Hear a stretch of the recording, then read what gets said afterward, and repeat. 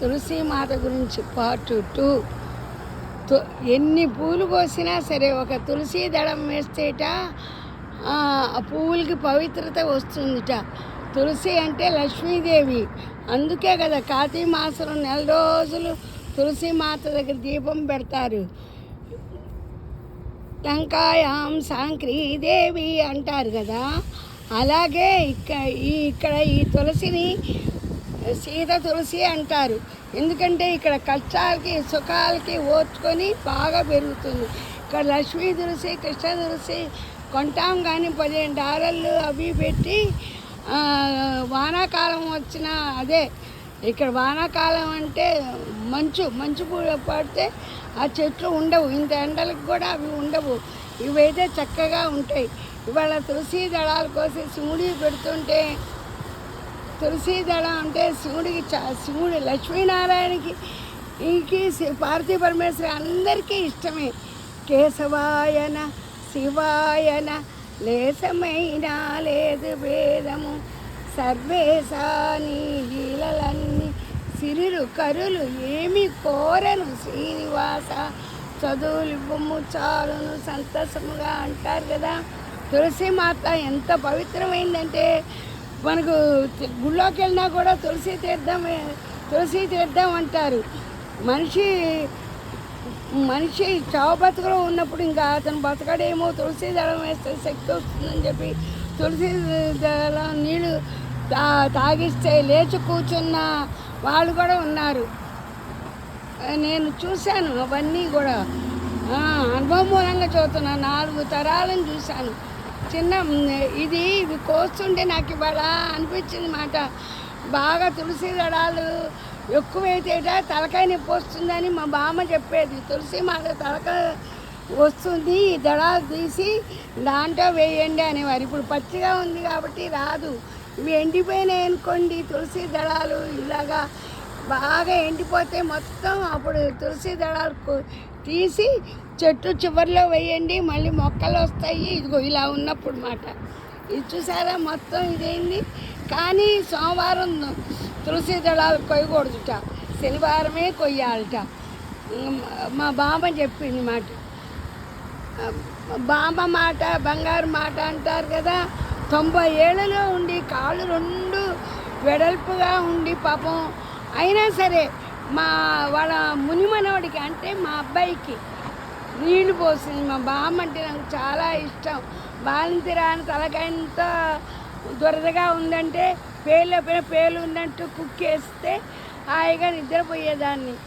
బామ్మ అంటే నాకు చాలా ఇష్టం. మా బామ్మ అంటే కొంతమంది మా అమ్మమ్మ అంటే ఇష్టం ఎందుకు లేదంటే, మా అమ్మమ్మ కూడా మంచిదే. ఎప్పుడు ఇస్త్రీ బట్టలు వేసుకుండేది మా అమ్మమ్మకు 3 ఏళ్ళకి పెళ్ళేనిట. 3 ఏళ్ళ పిల్లల్ని ఎత్తుకొని పెంచాడు వాళ్ళ ఆయన. అయితే 4 పిల్లలు పుట్టాక మా తాతగారు లేరు. అవన్నీ ఎందుకులే కానీ ఇప్పుడు మా అమ్మమ్మ అంటే నాకు ఎందుకంటే మా బామ్మ అంటే ఎక్కువ ఇష్టం. మా అమ్మమ్మ అంటే ఎందుకు ఎక్కువ ఇష్టం లేదంటే, చిన్నప్పుడు ముక్కు కారుతూ ఉంటుంది కదా, మేము దగ్గరకు వస్తే చీచి దూరంగా వెళ్ళిపోండి, మీ చీవిడంతా నా ఇస్త్రీ చీరగా అవుతుంది అనేది. అదే మా బామ్మ అయితే దగ్గర తీసుకొని తన చీర కొంగుతో ముక్కు తుడిచేది. అందుకని మా బామ్మ అంటే ఇష్టం. నా పిల్లాడికి 3000 మూట అని పేరు పెట్టింది మా బామ్మ. ఎందుకో తెలుసా, అప్పుడు ఆపరేషన్ అందరికీ ఈజీగా పురుగులు అయ్యేవి. ఎప్పుడు నాకు ఇప్పుడు 70 ఏళ్ళ పైన ఉన్నాయంటే అప్పుడు ఎప్పుడో 50 ఏళ్ళ కిందకి చెప్తున్నారు అన్నమాట. అంటే నేను ఎప్పుడు నాకు 26 ఏళ్ళప్పుడు ఎప్పుడో మా అబ్బాయి పుట్టాడు. ఏ టైమో గుర్తులేదు. అప్పుడు ఆపరేషన్ అయింది. అప్పుడు నాకు ఆపరేషన్ 3000 ఖర్చు అయింది. అప్పుడు ఆపరేషన్ శారదా ఆసుపత్రిలో గుంటూరులో, ఆవిడ అమెరికాలో చదివి గుంటూరులో పెట్టుకుంది మాట డాక్టర్గా. ఆవిడ దగ్గర పుట్టాను. నేను పుట్టా, మా అబ్బాయి అక్కడ పుట్టాడు మాట శారదా ఆసుపత్రిలో. నేను నెమలికల్లిలో పుట్టాను. నాది మా బామ్మ ఊళ్ళోనే పుట్టా అంటే అప్పుడు ఆసుపత్రికి మా అమ్మ వెళ్ళే లోపలే నేను పుట్టా అనమాట. మా అక్కది నాది ఇంట్లో పురుగులుట మా అమ్మ చెప్పేది, మా బాబు చెప్పేది. మా చెల్లెలది మా తమ్ముడిది గుంటూరు ఆసుపత్రిలో. మా అబ్బాయిది గుంటూరు ఆసుపత్రిలో పుట్టాడు. మా అబ్బాయి 3,000 ఖర్చు అయింది. అప్పుడు మా బామ్మ అంది 3,000 మూట, మా అబ్బాయి 3,000 ఖర్చు పెట్టాడే నీ కొడుకు అనేది. నాకు కోపం వచ్చేది. బామ్మ అందరికీ మా అమ్మ గొలుసులు ఇచ్చింది, మనవాళ్ళందరికీ వాళ్ళకి 200 అప్రూవ్డ్ అయిందని, నా పిల్లాడికి ఏం గొలుసు ఇవ్వలేదని. నేను జాబు చేసి 38 ఏళ్ళకి బిఏ ప్రైవేట్గా చదివి ఉద్యోగం చేసి మిషన్ కుట్టి నా డబ్బులతో నేను బిఏ చదివి పట్టుదల మాట అప్పుడు బిఏ చదివి మిషన్ నేర్చుకొని చదువుకొని గవర్నమెంట్ స్కూల్లో 6 ఏళ్ళు చేశాను. ఇంకో 2 ఏళ్ళు అయితే గవర్నమెంట్ ఉద్యోగం ఖాయం అయ్యేది. కానీ అప్పుడు మనోడు పుట్టాడు. అందుకే ఏదైనా సరే పంటైనా సరే సకాలంలో వేస్తే అప్పుడు సకాలంలో వేస్తే పంట పండుతుంది అంటారు. ఎందుకన్నారా అవన్నీ అని అర్థం కాలేదన్నమాట. అది ఇంతకీ నేను చెప్పేది ఏంటంటే 3,000 మూట అంటే అప్పుడు 3,000 అయ్యేది ఆపరేషన్. 3,000 అంటే అప్పుడు తులం ఎంత బంగారం? 3,000 తులం బంగారం. 3,000 కాదు 300 అప్పుడు.